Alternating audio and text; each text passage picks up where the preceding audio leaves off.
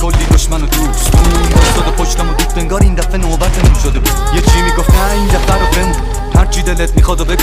زندگی کوتاه نیست دورمون، خودت خوب میدونی پس خود کن و بتون. درس رو ترتیب کردم ابی خندیدن به مقلبم تاریخ این مسیر برگشتنی نبود مثل هر رفتنی. من اومدم آشم با تو جاده خاکی هم راشم با تو. چی از این دنیا تو جیبام نیه عمر کردم تو شلوارم با تو. تو این اتاق 10 متری هرو بیشتر از دیروز نفکش میشم. همه نگاه میکنن تو دستت چی است؟ حیف که رفت نسی است و سوار معدم قسطی رفت و پول حواسم و قطعش میکرد. هر چرتی و رفتت میدن حیف که رفت نسی است.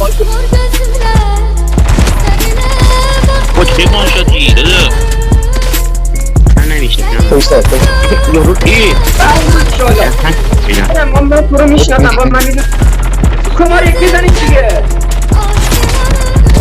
بابا شما یک نفر آخر برو ببر پایین